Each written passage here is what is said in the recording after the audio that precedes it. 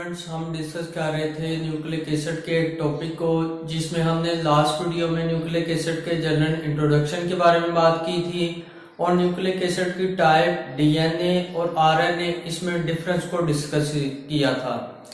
आज के इस लेक्चर में हम डीएनए के बारे में डिटेल से डिस्कस करेंगे।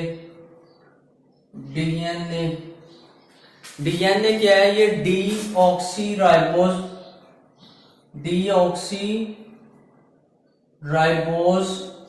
न्यूक्लिक एसिड है।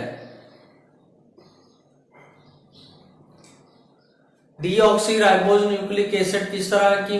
क्योंकि इसमें जो पेंटोज शुगर पाई जाती है उसमें ऑक्सीजन एटम एक रिमूव हुआ होता है, इसलिए हम इसे डीऑक्सीराइबोज शुगर कहते हैं। और ये न्यूक्लियोटाइड है। बहुत सारे न्यूक्लियोटाइड जब आपस में मिलते हैं तो ये पॉली न्यूक्लियोटाइड चेन्स बना देते हैं, जो कि एक सेट ऑफ कैरेक्टरिस्टिक्स है और एक जनरेशन से दूसरी जनरेशन में कैरेक्टरिस्टिक की ट्रांसफॉर्मेशन के लिए इंपॉर्टेंट रोल प्ले करते हैं। डीएनए 4 टाइप्स के लिविंग ऑर्गेनिज्म में पाए जाते हैं।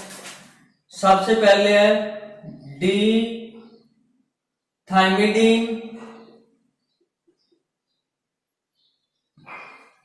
मोनोफॉस्फेट।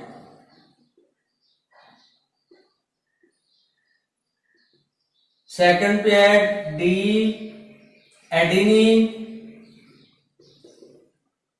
मोनोफॉस्फेट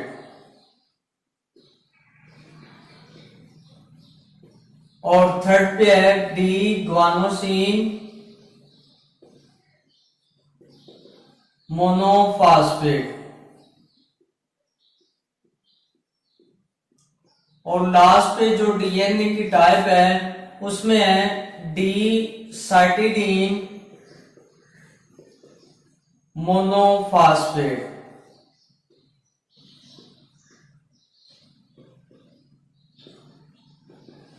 नाइट्रोजिनस बेसिस की बेस पे लिविंग ऑर्गेनिज्म में जो डीएनए की टाइप है वो भी वेरी करती है। और अगर हम कॉमन एग्जांपल ले लें डीएनए न्यूक्लियोटाइड की, तो इसमें एनएडी आ जाता है। एनएडी क्या है? Nicotinamide dinucleotide. Di का मतलब क्या है कि इसमें दो न्यूक्लियोटाइड आपस में मिलते हैं तो एनएडी बना देते हैं, जो कि निकोटीन अमाइड डाई न्यूक्लियोटाइड है। और उसके बाद न्यूक्लियोटाइड जो है ये 3 मेजर कंपोनेंट से मिलकर बना होता है: पेंटोज शुगर, नाइट्रोजिनस बेसिस और फास्फोरिक एसिड। नाइट्रोजिनस बेसिस में जो रेशियो है, डिफरेंट टाइप की नाइट्रोजिनस बेसिस न्यूक्लियोटाइड में पाई जाती है और इन नाइट्रोजिनस बेसिस में जो रेशियो है डीएनए में, उसको फाइंड आउट 1951 में एडविन चार्गफ, एक साइंटिस्ट था, उसने फाइंड आउट किया था। Chargaff find out ratio of nitrogenous basis.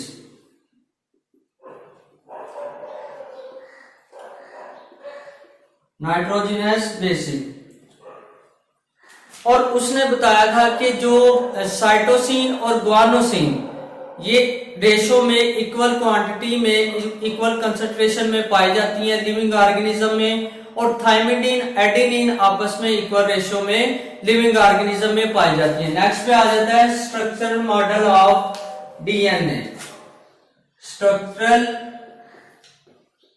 Model of DNA.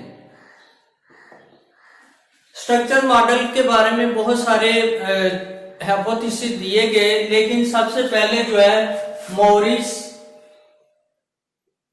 और फ्रैंकलिन, एक साइंटिस्ट थे, उन्होंने एक्स-रेज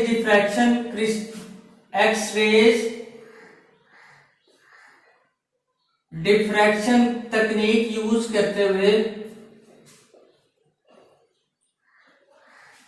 डीएनए का स्ट्रक्चर मॉडल दिया। और उसी साल ही जेम्स वाटसन क्रिक ने भी इसी अजम्पशन को फॉलो करते हुए जेम्स वाटसन क्रिक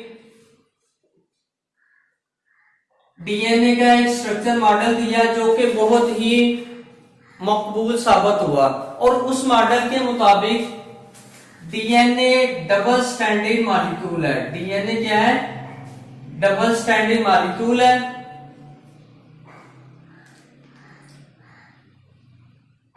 और ये जब स्टैंड मिलते हैं हेलिक्स लाइक स्ट्रक्चर बनाते हैं। DNA composed of two stand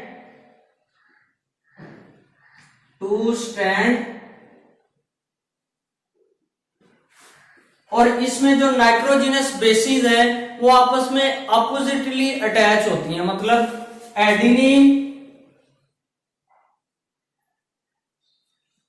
ये अटैच होंगी थाइमीन के साथ, और ग्वानोसिन जो है ये अटैच होंगी साइटोसिन के साथ। और एडेनिन जो थाइमीन है ये आपस में डबल हाइड्रोजन बॉन्ड के साथ अटैच होती है। डबल हाइड्रोजन बॉन्ड के जरिए ये डीएनए में जुड़ी होती हैं। ग्वानोसिन और साइटोसिन जो है ये ट्रिपल हाइड्रोजन बॉन्ड के जरिए जुड़ी होती हैं। Triple hydrogen bond.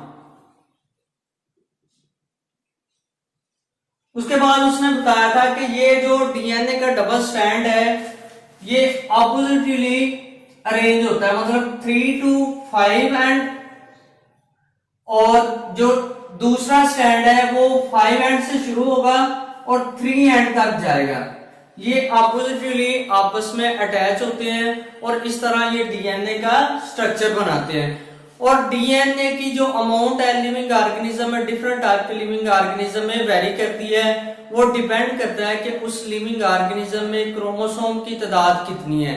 अगर हम जर्म सेल की बात करें तो उसमें क्रोमोसोम की तादाद हाफ होती है, और इसका मतलब है कि उसमें डीएनए की तादाद भी या क्वांटिटी भी हाफ होगी। अगर हम सोमैटिक सेल की बात करें जो कि बॉडी सेल हैं, और उसमें जो क्रोमोसोम की तादाद है वो पूरी होती है, और इसलिए डीएनए की तादाद भी उसमें मुकम्मल होगी या कंप्लीट होगी। और ये क्या है कि इसमें कैरेक्टरिस्टिक की कोडिंग पाई जाती है जो कि एक जनरेशन से दूसरी जनरेशन में कैरेक्टरिस्टिक की ट्रांसफॉर्मेशन के लिए इंपॉर्टेंट रोल प्ले करते हैं। Thank you for this.